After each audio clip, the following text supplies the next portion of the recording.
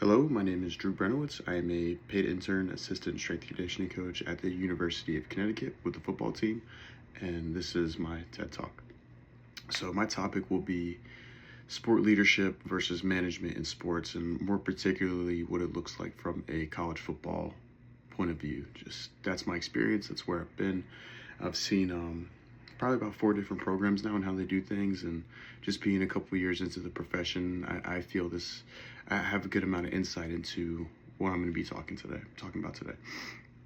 So the obvious question is, what is leadership and management, and what does that look like in football?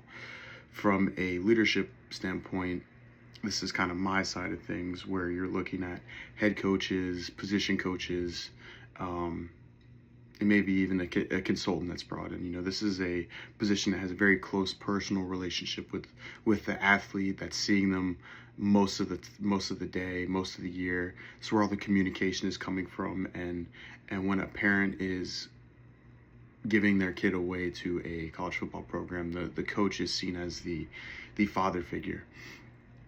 In a sense where they're taking care of your kid, they're looking after him, making sure he's doing right, helping develop him. And this kind of falls where my role kind of falls on this side of things, not to say a father figure by any means, but being a strength and conditioning coach throughout the year, you're with the athlete more than anybody. You're with them 52 weeks a year, 3 to 4 days a week, depending on the time of year. And you're putting them through very hard situations with their brothers, their teammates.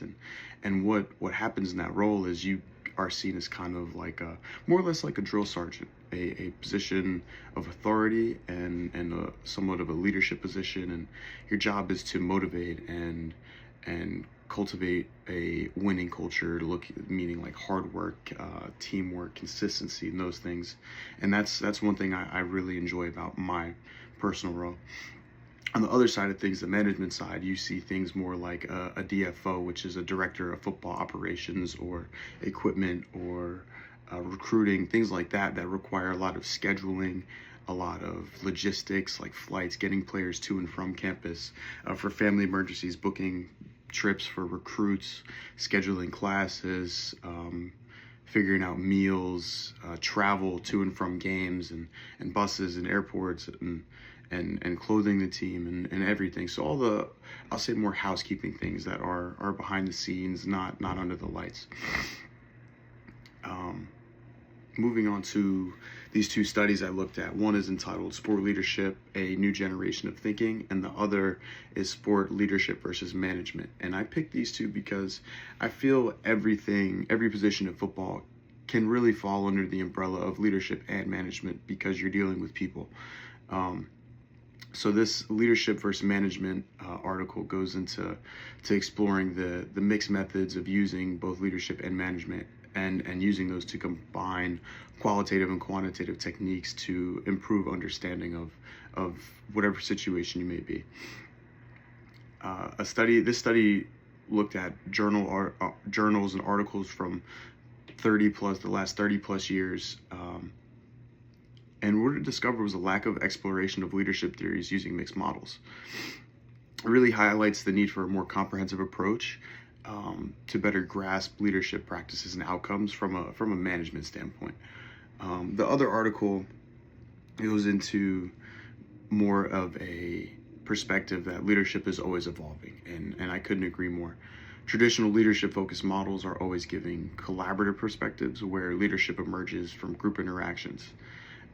Some ideas that really support this would be shared leadership, a term that I try to model my professional persona around, which is servant leadership. And another one that I really try to embody is authentic leadership. These models really help foster teamwork and sustainability. And they kind of challenge the traditional views also, as well, when you're looking at an older approach where it's very authoritative, very machismo, to a new kind of perspective that is more compassionate, understanding, emotionally intelligent, and along those lines, which I feel and I've seen it help develop young athletes to be better grown men, better fathers, and better husbands when you're taking a more holistic, personable approach, that you're really developing a relationship with an athlete. Researchers are also calling for a much more diverse workplace setting that is also shifting away from some individualistic approaches and perspectives that mainly come from the West. These inclusive models value collaboration and emotional intelligence, as I said, and are helping advance leadership strategies in sports and sports management. By integrating these mixed methods and embracing broader theories, we can understand and improve leadership practices in the field much more rapidly. And I'm going to leave you with this personal story that I went through my first year of coaching. So I was fresh out of my undergrad at Southeast Missouri State as a graduate assistant and working for the football team.